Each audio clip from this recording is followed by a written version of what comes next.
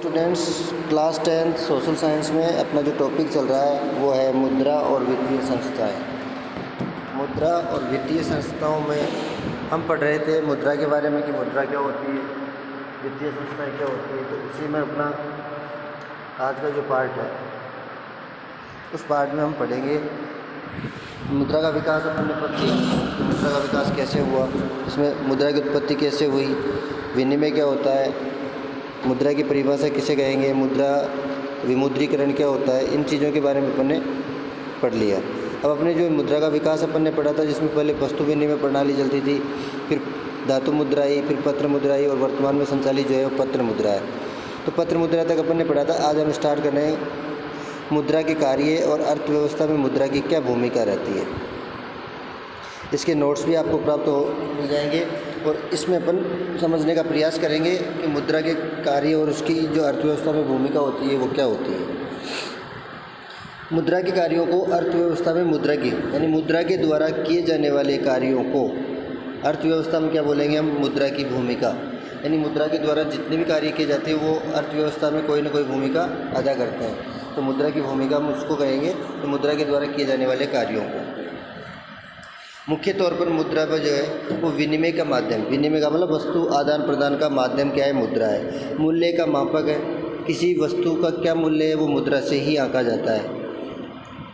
विलंबित भुगतानों के एक मानक के रूप में विलंबित भुगतान, हम किसी व्यक्ति को ये बोलते हैं कि हम इस वस्तु के आपको 500 रुपये 4 दिन बाद देंगे, यानी विलंबित भुगतान।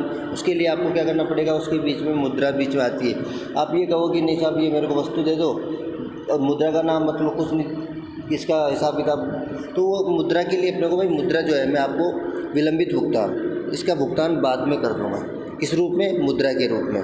आप किसी अन्य रूप के लिए बोलते वस्तु के बदले कि मैं आपको इसके बदले में 5 दिन बाद दूसरी वस्तु दे जाऊंगा, तो कोई भी इस चीज़ को स्वीकार नहीं करेगा। तो विलंबित भुगतान के रूप में भी इसको आंका जाता है। एक मानक मूल्य के भंडार, हमारे पास जितनी मुद्रा होगा उतना ही, मतलब हम क्या मानते हैं उसका भंडार, मूल्य का भंडार भी किससे आंका जाता है, मुद्रा से। साथ ही अनेक अन्य गतिशील कार्यों को पूरा करके भी अर्थव्यवस्था में क्या ये महत्वपूर्ण भूमिका अदा करती है मुद्रा। अब अपन देखते हैं ये तो मुद्रा के कार्य अर्थव्यवस्था में भूमिका किस प्रकार प्रदान करती है। तो इसमें सबसे पहले अपन देखेंगे कि मुद्रा के जो विभिन्न कार्य है वो कौन कौन से हैं। तो अपन जो पढ़ रहे थे वही कार्य है। सबसे पहला कार्य है विनिमय का माध्यम, जो भी अपन बात कर रहे थे कि विनिमय का माध्यम किस प्रकार से है। तो अपन देखते हैं अर्थव्यवस्था में मुद्रा की आधारभूत भूमिका विनिमय के माध्यम या भुगतान के एक साधन के रूप में काम करने की होती है। अर्थव्यवस्था में मुद्रा की जो भूमिका होती है वो विनिमय के माध्यम या अपन किसी वस्तु के बदले में भुगतान जो करते हैं, तो भुगतान के एक साधन के रूप में, साधन ही हो गया उस वस्तु को लेने के लिए, वो उसके लिए मुद्रा क्या हो गया, साधन हो गया, साधन के रूप में काम करने वाली होती है। मुद्रा का ये कार्य वस्तु विनिमय प्रणाली की आवश्यकताओं कि दोहरे सहयोगों की समस्या को समाप्त कर देता है। दोहरे सहयोग अपन बात कर रहे थे कि दोहरे सहयोग कैसे, कि एक वस्तु अपन किसी को दे रहे हैं उसके बदले में दूसरी वस्तु विनिमय प्रणाली में जो दोहरे सहयोग नहीं बैठते थे, वस्तु के बदले वस्तु का आदान प्रदान, यानी दोनों के पास अपने अपनी आवश्यकताओं अनुसार वस्तु होगी तभी उस वस्तु का आदान प्रदान या वस्तु विनिमय हो सकता है। तो उस समस्या को ये क्या कर देता है, हम उसके बदले में कोई वस्तु लेना है, उसके बदले में मुद्रा दे रहे हैं। अब दोहरे सहयोग की यहाँ पर आवश्यकता नहीं, तो उस समस्या को ये समाप्त कर देता है। ये मुद्रा विनिमय के माध्यम के रूप में, मुद्रा जो है वस्तु आदान प्रदान के माध्यम के रूप में कार्य करती है। यही वो सबसे महत्वपूर्ण इसमें ये गुण है कि वो वस्तु किसी भी वस्तु को परचेज करने का पावर उसके अंदर होती है, जो मुद्रा को अनेक संपदाओं से क्या कर देती है, अन्य संपदाओं से अलग कर देती है। मुद्रा का माध्यम के रूप में उपयोग विनिमय क्रिया को और अधिक सुविधाजनक बना देता है। ये तो था हमारा विनिमय का माध्यम। अब देखते हैं खाते की इकाई या मूल्य का मापक। हमारा खाते में हम किस प्रकार से कितनी मूल्य कैसे आपके, हमारे खाते में 5 लाख पड़े तो 5 लाख अपने को अब उस खाते में होगा ही नहीं, तो अपन बोल सकते हैं कि उसमें 5 लाख रुपए यानी मुद्रा के रूप में उसमें सुरक्षित पड़े हुए, तभी हम खाते के का आकलन कर सकते हैं कि हमारे खाते में इतना पैसा, हमें इतना अमाउंट जमा है।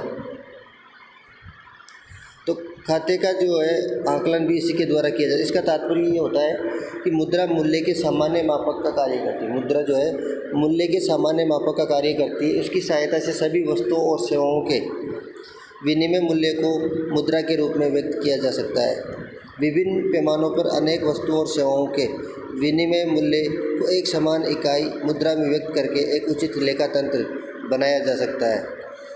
इसने कहा है कि मुद्रा मूल्य के सामान्य मापक का कार्य करती है। बिल्कुल मुद्रा जो है सामान्य किसी भी वस्तु के मूल्य को आंकने का, वस्तु भंडार अपने पास या मूल्य भंडार जो है उसको आंकने का एक कार्य करती है। इसकी सहायता से सभी वस्तुओं और सेवाओं के विनिमय मूल्य को मुद्रा के रूप में व्यक्त किया जाए। हम कोई भी वस्तु लेते हैं तो उसकी मुद्रा के रूप में व्यक्त, यानी उसका मूल्य किससे निर्धारित होगा? मुद्रा से। उस वस्तु और सेवा का बदले में जो भी भुगतान करते हैं वो भुगतान किस रूप में करते हैं? मुद्रा के रूप में। तो विभिन्न पैमानों पर अनेक वस्तुओं और सेवाओं के विनिमय मूल्य को एक समान इकाई मुद्रा में व्यक्त करके एक उचित लेखा तंत्र बनाया जा सकता है। फिर भी मूल्य के मापक के रूप में मुद्रा की सबसे बड़ी समस्या ये रहती है कि इसका स्वयं का मूल्य परिवर्तित होता है, ये स्थिर नहीं है। इसके स्वयं का मूल्य जो है वो परिवर्तित होता रहता है, इसमें उतार चढ़ाव चलते रहते हैं। तभी तो अपन बोलते हैं डॉलर के मुकाबले हमारा रुपया कितना नीचे है, कितना ऊपर है। तो इसमें ये सबसे बड़ी समस्या यही कि हमेशा क्या होता है, स्थिर नहीं रह करके इसमें परिवर्तित होता रहता है, परिवर्तनशील होता है। विलंबित भुगतानों की मानक, जैसे कि अपन बात कर रहे थे, किसी वस्तु का बाद में मुद्रा के रूप में भुगतान करने के लिए हम विलंबित भुगतानों के मानक के रूप में भी इसका प्रयोग कर सकते हैं। मुद्रा वह इकाई है जिसके द्वारा स्थगित या भावी भुगतान सरलता से निपटाए जा सकते हैं। जो भुगतान तत्काल न करके भविष्य के लिए टाल दिए जाते हैं वह स्थगित भुगतान कहलाते हैं। हम किसी वस्तु को परचेज कर रहे हैं और उसका भुगतान आज नहीं करके बाद के ऊपर अगर टाल दिए जाए तो ऐसे जो होते हैं उनको अपन क्या बोलेंगे? विलंबित भुगतान कहेंगे। वे स्थगित भुगतान कहलाते हैं, क्योंकि ऋण भी एक प्रकार का स्थगित भुगतान है। बिल्कुल अपन ऋण लेते हैं तब एक साथ लेते हैं और उसको धीरे धीरे क्या करते हैं फिर रिटर्न करते हैं, तो ये भी क्या है? एक विलंबित भुगतान है। हम कुछ शर्तों के साथ में क्या करते हैं? ऋण प्राप्त करते हैं और कुछ उनको फिर अपन को क्या करना होता है? रिटर्न करना होता है। तो अपन धीरे धीरे उसको रिटर्न करते हैं। मुद्रा का मूल्य अन्य संपदाओं की तुलना में अधिक स्थिर है। अन्य संपदाओं के मूल्य में उतार चढ़ाव ज़्यादा रहता है, लेकिन मुद्रा के मूल्य में उतार चढ़ाव होता है, लेकिन इतना नहीं होता है जितना कि अन्य वस्तुओं में होता है। इसमें सामान्य स्वीकृति का गुण भी पाया जाता है। अतः मुद्रा को स्थगित भुगतानों का सबसे श्रेष्ठ मानक भी माना जाता है। मूल्य भंडार, सीधी सी बात है, अपने पास कितना भंडार है, सरकार के पास कितना भंडार है, हमारे देश के पास, राज्य सरकार के पास, देश की सरकार के पास, तो ये मूल्य भंडार मुद्रा से ही आंका जाता है। इसका तात्पर्य है कि लोग अपनी धन संपदा को मुद्रा के रूप में रख सकते हैं। मुद्रा मूल्य के संचय के रूप में भी कार्य करती है। संचय का अर्थ होता है बचत करना या एकत्रित करना। मुद्रा के मूल्य का तात्पर्य मुद्रा की क्रय शक्ति से होता है। मुद्रा का मूल्य किसका तात्पर्य क्या होता है? मुद्रा की, यानी उसको खरीदने की पावर कितनी है, उसको खरीदने की क्षमता कितनी है, क्रय शक्ति से होता है। मुद्रा मूल्य का एक एकमात्र भंडार ही नहीं है। जो मुद्रा है वो मूल्य का एक भंडार ही नहीं, अपितु क्या होता है? अन्य वस्तुओं और संपदाएं भी मूल्य के भंडार का कार्य करती है। जैसे कि अपन मुद्रा के अलावा सोना हो गया, चांदी हो गया या कोई भी अन्य वस्तुएं, उनको स्टोर कर लेते हैं तो भी तो एक भंडार के रूप में, लेकिन उनका मूल्य आंका जाता है। हमने 1 किलो सोना लिया तो उसका मूल्य आंका जाता है कि इतना। अब 1 किलो सोने का मतलब क्या है? हमारे पास इतना भंडार है। तो अन्य वस्तुओं के माध्यम से हम भंडार, ये ज़रूरी नहीं मुद्रा से ही हम भंडार का आकलन करें, अन्य वस्तुओं से भी भंडार का आकलन किया जा सकता है। इस संदर्भ में मुद्रा से प्रतियोगिता करती है। मूल्य के भंडार के रूप में मुद्रा विशिष्ट है क्योंकि ये सबसे सर्वाधिक तरल परिसंपत्ति है। इस प्रकार मुद्रा वह वस्तु है जो सामान्य रूप से विनिमय के माध्यम, मूल्य के मापक, मूल्य के संचय, स्थगित भुगतान के मानक के रूप में प्रयोग। इसको अंडरलाइन कर लेना यहाँ से कि मुद्रा जो है वो अपन जो पढ़ रहे थे ऊपर वही चीज़ है कि मुद्रा वह वस्तु है जो सामान्य रूप से विनिमय के माध्यम, मूल्य के मापक, मूल्य के संचय और स्थगित भुगतानों के मानक के रूप में प्रयोग की जाती है। वाकर, हॉर्टले, विदर्स, ये 2 विद्वान हैं। उन दोनों विद्वानों के अनुसार मुद्रा की परिभाषा देखिए। मुद्रा वह है जो मुद्रा का कार्य करे।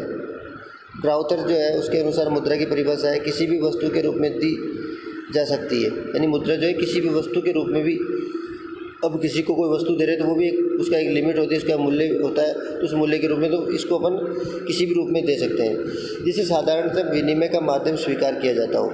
इसके साथ ही जो मूल्य के मापक और मूल्य के संचय का भी कार्य करती है। अब अपन बात करते हैं नेक्स्ट, मुद्रा के अन्य कार्य और अर्थव्यवस्था में भूमिका। मुद्रा के अन्य कौन कौन से कार्य और अर्थव्यवस्था में मुद्रा की क्या भूमिका रहती है? मुद्रा की सहायता से मूल्य का स्थानांतरण सुविधाजनक। इस मुद्रा से हम मूल्य जो होता है किसी कीमत को ट्रांसफ़र कर सकते हैं, उसका स्थानांतरण आराम से आसानी से कर सकते हैं।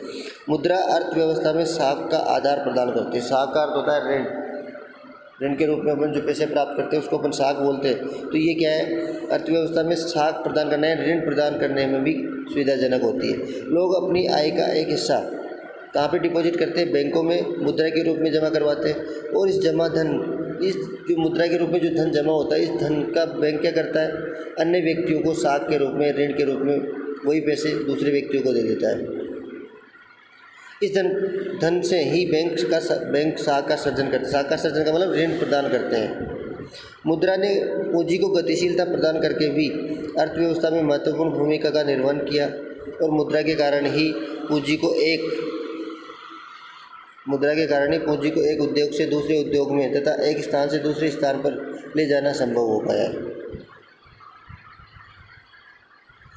नेक्स्ट अपन देखते हैं, मुद्रा की सहायता से बचतों को किस में परिवर्तित कर सकते हैं? निवेश में जो हमारे पास बचत है, उस बचत को हम कहीं ना कहीं इन्वेस्ट किया जा सकता है। अर्थव्यवस्था में बचतकर्ता और निवेशक दो अलग अलग बातें होती हैं। बचतकर्ता अलग होता है, निवेशक अलग होता है। निवेशकर्ता और बचतकर्ता दोनों अलग अलग बातें होती हैं। बचतकर्ता अपनी बचतों को मुद्रा के रूप में बैंक में आदि वित्तीय संस्थाओं में जमा करवा देते हैं। ये संस्थाएं व्यवसायियों को निवेश हेतु, जो बड़े बड़े व्यापारी होते हैं, व्यवसायी होते हैं, उन व्यवसायियों को निवेश हेतु ये मुद्रा क्या करती है? उधार देती है ऋण के रूप में। और ये फर्में या व्यवसायी मुद्रा को किसी उत्पाद की निवेश में उसका इन्वेस्ट कर देते हैं या लगा देते हैं तथा अर्थव्यवस्था आर्थिक विकास के पथ पर। तो इससे अर्थव्यवस्था के उत्पादन शब्द किसी क्षेत्र, किसी उद्योग में पहले से संचालित उद्योग है, उस उद्योग में यदि हम 40% हिस्सेदारी और लगा देते हैं तो 40% हिस्सेदारी लगेगी तो उसमें उत्पादन बढ़ेगा। और उत्पादन बढ़ेगा तो देश की आर्थिक स्थिति भी क्या होगी? विकास के पथ की ओर अग्रसर होगी। निवेश अपन जानते हैं, निवेश का तात्पर्य उस व्यय से है, यानी उस खर्च से है जो अर्थव्यवस्था में वास्तविक उत्पादक संपदा के स्टॉक में क्या कर देता है? वृद्धि। जो हमारे वर्तमान में किसी उद्योग द्वारा इतनी वस्तुओं का उत्पादन किया जा रहा है, अगर उसमें वृद्धि हो जाए तो वो कहलाता है निवेश। मुद्रा के द्वारा ही उपभोक्ता अधिकतम संतुष्टि या कल्याण की स्थिति को प्राप्त कर सकता है। क्योंकि मुद्रा आसानी से क्या है? विभाज्य, अतः उपभोक्ता अपनी मुद्रा को विभिन्न वस्तुओं और सेवाओं पर इस प्रकार व्यय कर सकता है कि उसे अधिकतम संतुष्टि प्राप्त हो। हम कोई भी वस्तु मार्केट में परचेज करने जाते तो वस्तु लेते हैं तो उसके बदले में हमें संतुष्टि रहती है कि हाँ साहब, इसकी सही कीमत हमने अदा कर दी है। मुद्रा उपभोक्ताओं को वस्तुओं के चुनाव की क्या करती है? स्वतंत्रता देती है। हर व्यक्ति कोई भी कहीं भी चले गए, उसके ऊपर कोई बाध्यता नहीं होती कि आपको इस वस्तु को लेना है। उसके लिए क्या होता है? ये स्वतंत्रता होती है। वो मुद्रा के बदले में कोई भी वस्तु परचेज कर सकता है जो उसकी मूल्य या उसके पास जो उपलब्ध मूल्य है उस मूल्य के आधार पर। मुद्रा उत्पादन के क्षेत्र में भी बहुत महत्वपूर्ण भूमिका निभा रही है। मुद्रा के द्वारा श्रम विभाजन और विशिष्टीकरण को अपनाने से, श्रम विभाजन यानी जो अपने एज ग्रुप जो है, मेहनती जो एज ग्रुप है, उस ग्रुप को तथा विशिष्टीकरण को अपनाने से बड़े पैमाने पर उत्पादन संभव हुआ है। विशिष्टीकरण तब घटित होता है जब एक आर्थिक संसाधन एक विशिष्ट वस्तु या सेवा को उत्पादित करता है। जब उत्पादक कार्य को विभिन्न श्रमिकों में उपविभाजित कर दिया जाता है तथा प्रत्येक इकाई श्रम वस्तु या सेवा के उत्पादन में एक विशिष्ट कार्य करता है तो उसे श्रम विभाजन कहा जाता है। श्रम विभाजन तथा विशिष्टीकरण से उत्पादकीय कुशलता में वृद्धि होती है तथा उत्पादन का उच्च स्तर प्राप्त होता है। मुद्रा के अभाव में समस्या ये है कि जो उत्पादन प्राप्त हुआ उसका उत्पादन में संलग्न सभी इकाइयों में वितरण कैसे हो। मुद्रा के माध्यम से उत्पादन में संलग्न विभिन्न उत्पादक इकाइयों में उत्पादन का वितरण संभव। इसने कहा है श्रम विभाजन जो है तथा विशिष्टीकरण से उत्पादकीय कुशलता तो बढ़ती है, लेकिन उसके साथ साथ उत्पादन का उच्च स्तर प्राप्त होता है, यानी क्वालिटी गुणवत्ता में भी सुधार होता है। मुद्रा के अभाव में ये समस्याएं बनी रहती है कि हम अच्छी क्वालिटी नहीं दे पाते, पर्याप्त मात्रा में जितनी मांग के आधार पर उत्पादन नहीं कर पाते, तो ये समस्याएं बनी रहती है। मुद्रा के माध्यम से उत्पादन में संलग्न विभिन्न उत्पादक इकाइयों में क्या होता है? उत्पादन का वितरण संभव है। प्राप्त कुल उत्पादन या वस्तु को विभाजित किया जाना सदैव संभव। हर वस्तु के बदले में या हर वस्तु को विभाजित करके हम क्या कर सकते हैं? अभी अपन कोई 5 किलो की पैकिंग है तो उसको विभाजित नहीं कर सकते। कुछ परिस्थितियों में क्या होता है? उसकी पैकिंग परिवर्तित कर सकते हैं, उसका मूल्य अलग है। तो उस प्रकार से हम हर वस्तु को विभाजित नहीं कर सकते।